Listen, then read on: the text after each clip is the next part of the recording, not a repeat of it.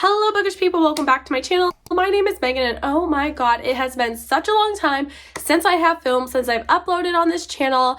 I have been missing. Where have I been? Honestly, life just took me in a completely different direction this year, which caused me to go in a massive reading slump. I have been so focused on work, and usually I like to listen to audiobooks while I work, but for some reason that went by the wayside and I have been laser focused on one goal, and it's been actually doing really well. My business had its best sales month ever, so I'm really happy, and now I'm trying to incorporate everything back into my life that I kind of gave up to reach this certain goal. So now I'm trying to integrate it so I can have a well-balanced schedule while still staying on track. And now reading is coming back into my life, and no better way to get re-excited about reading again than picking TBR prompts, shopping our shelves, and I'm excited.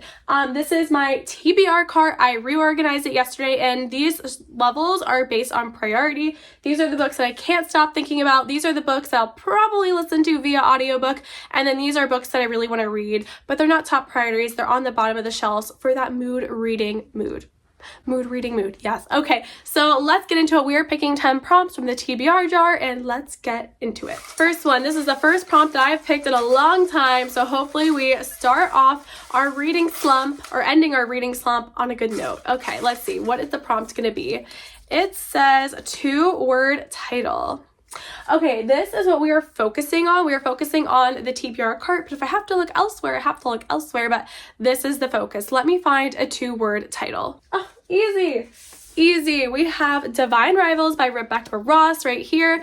This is a book that I saw it when it released, and honestly, I judged a book by its cover. I didn't like it. I hate this cover. But then I saw everybody's reviews of the book, and I was like, oh, actually, I want to read that. So I ended up buying it from Barnes & Noble, and it has been sitting on my shelves ever since. I am so excited to read this. I've heard amazing things about it. I feel like everybody rates it either a 4, 4.5, or a 5-star. I don't think I've seen anything below a 4-star for this book.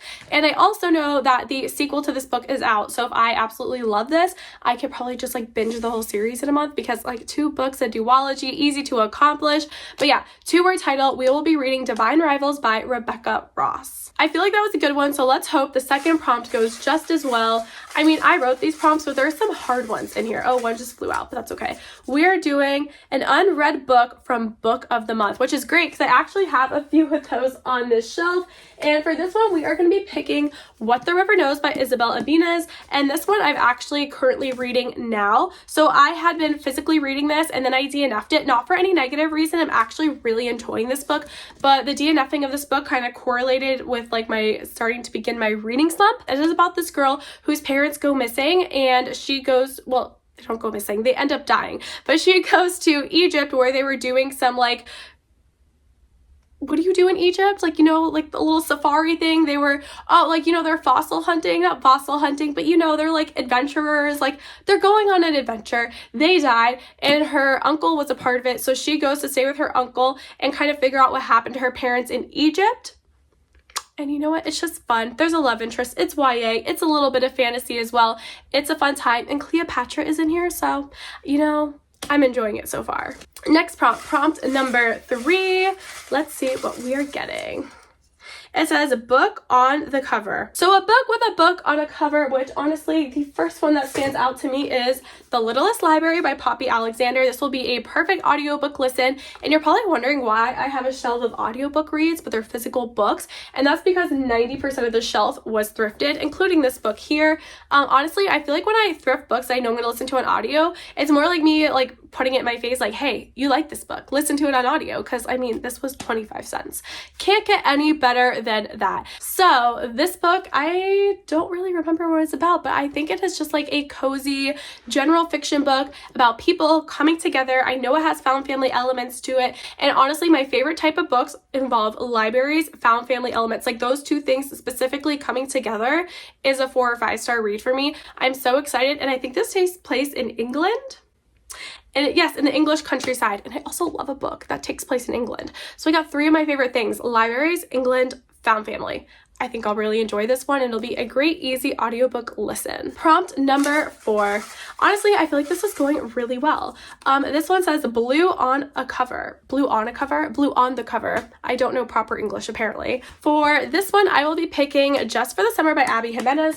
Honestly, I was so tempted to pick A Tempest of Tea, but the reason I'm going to be picking Just for the Summer by Abby Jimenez is because I love Abby Jimenez. The last 2 books I read for her have been 5-star reads, absolutely amazing, hands down, favorite books, favorite romances of the year. Like, I wouldn't even say favorite romances of the year, just like, no, X out that word. Favorite book of the year. Like, her books just do it for me. I love the way she writes. I love the way she crafts the love interest in these books, and they're just always amazing. I cannot believe I have not listened to this yet. I did get a physical copy from Book of the Month just because I wanted to match the other books on my shelves, but I also bought the audiobook because I always listen to her books via audio. The narrator always does an amazing job. This is a 5-star prediction for me, so what better way to get myself out of a slump than reading a book by one of my favorite authors. Prompt number 5. What are we getting for number 5? It says start a new series. Start a new series. And this one kind of fluttered out, but we'll throw her back in. Start a new series. I'm sure I have at least one of those on here. This one is so easy for me because I just said I wanted to pick A Tempest of Tea. This is going to be a duology. So far, I believe only the first book in the series is out, which is this. Again, it's a duology, so I don't know what I'm saying. And this has to do with vampires, and when I read the synopsis of this, I just fell in love with it, and I was like, this sounds like something I'm going to absolutely devour, love, and eat up. So I'm very excited to read this one, and honestly, it's like kind of like a shorter book, and I'm trying not to pick ones that are too chunky, too thick. We're going to ease out of this reading slump slowly. We want something easy we could breeze through, feel accomplished, and that will inspire me to keep reading more. Prompt number 6. What is it going to be? Let's see. YA book, but not fantasy. Oh my god, I literally have the perfect book on here for this. I don't even have to think about it. We have The Reappearance of Rachel Price by Holly Jackson. I read a Good Girl's Guide to Murder series, absolutely loved and devoured it. I did a whole series on this channel where I was explaining the plot to that series. Miss Holly Jackson knows how to do it for the YA mystery thrillers, and I absolutely love that series, so I have no doubt I'm going to love this one. I didn't love 5 Survive. I read 5 Survive before A Good Girl's Guide to Murder trilogy, and I just wish that I would have saved it till after, because I was kind of critical of 5 Survive because I thought it was so outlandish, but had I known that whole series first, I would have known, like, that's how Holly Jackson is. She's just outlandish, she's just shocking, she's just fun, okay? Like, that's how she likes to have her mystery thrillers. If I would have known that going in, I would have had a different perspective. So going into this, I'm expecting chaos, and I am excited for chaos to happen in this book. Prompt number 7. Let's find number 7. I feel like this has actually been a little too easy for me. It says won an award. I don't know if any of these books have won an award per se, but let's look. So for won an award, I am making an executive decision here, and I am picking Divine Rivals by Rebecca Ross. I already talked about this book. I won't go into it again, but this one I picked for 2-word title. So instead of picking this one for 2-word title, I will be picking Island Time for 2-word title. This is I don't think this is a romance. I kind of think this is more of a general fiction book. It's about these 2 women who are like a couple, and they go to this island with their families, I think, for their wedding, or are they already married? Oh, they're already married. They're just like bringing their families together for a family vacation. So I think it's about both of their very different families coming together, getting along on this vacation. And honestly, it has like LGBT representation in here, which is perfect for Pride Month. So this will be my pick for 2-word title, our first prompt. And this is going to be my pick for won an award because this won the Goodreads Choice Award in 2023 for YA fantasy. So there we go. We're hitting all the prompts. I did a little switcheroo, but it's fine. I make the rules, and we're avoiding a reading slump. Now we're moving on to prompt number 8. Let's get another good one because I'm loving my TBR so far. So this one says a historical book. Do I have historical books on here? Well, actually, Foxglove kind of fits into historical book because this takes place in historical times. It is a YA fantasy book. It's a second in the series, the first one being Belladonna, which absolutely took me by surprise. I read Belladonna not really expecting anything going into it, but the way that I fell in love with this book, I've said it a million times. If you love Invisible Life of Addie LaRue, I feel like you'll get Addie and Luke vibes from the main characters of Belladonna.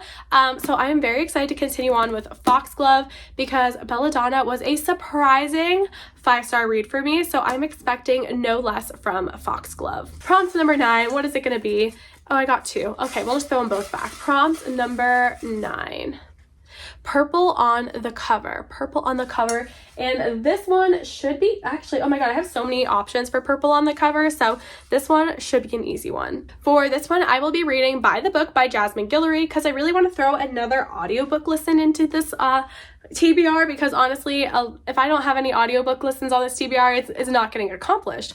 If we're picking 10 books of physical reads, I can already tell you they're not all going to be read, but if we have a mix of audio and physical reads, I think there is a strong chance that we can complete this TBR. And I'm going to be doing By the Book, so I wanted to read this book so badly when it came out, but I'm like one of those people, like, I don't know why, I like to have the physical book. You don't have to listen to it on audiobook. I just like to have the physical book. I finally came across it in a thrift store, and I gasped.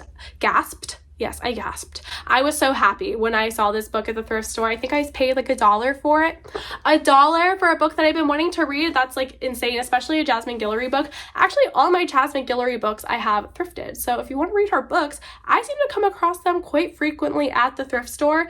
I really like her stuff. Honestly, what I've noticed with her books is like it takes me a bit to get into them, but then once I'm invested in the relationship, I absolutely love the books. So honestly, I do like love hers, and I keep going back and reading her books, but I don't think I've ever given her a 5-star. I think I've given her a 2-star, which was, we're not talking about that book. I've given her a 3-star, and I think I've given her a 4-star. So maybe this will be our first 5-star by Miss Jasmine Guillory. And last but not least, we are going to be picking prompt number 10. And honestly, so far I would say this has been very successful. So this one says purple on the cover because I didn't take that out. Oh yeah, obviously the text on this, purple. Okay, now we're going to go for prompt number 10. A book from my TBR cart. Could that have gone any more perfectly? So I basically get a free pick from this cart. We love it. We love when the TBR jar gods rain down on you. They're like, Megan, here you go. Here's just a free pick. So far, I have 5 physical reads and 4 audio reads. So I think we're going to do another audio read. So it could be half and half, 5 and 5. For this one, I'm going to be picking The 7-Year Slip by Ashley Poston. This is another one that I thrifted. The spine is cracked. You could tell that they enjoyed reading it. You know, they were comfortable. They were into it. They were reading it. Honestly, I kind of love when I'm thrifting a book and the spine is cracked because it just shows me that the person, you know, they were comfy. They were invested. They were reading. I don't know if that makes sense, but I like it. I think it's about this girl who goes to her aunt's place, but it's kind of like a magical place, right? It's a magical place because when you go there, you kind of go backwards in time. So she meets this guy at her apartment and she's kind of backwards in time and falls in love with him. But then when she leaves the apartment, I think she meets him in current time, but yet she's spending time with his past self in her house, but she sees his current self outside of the house.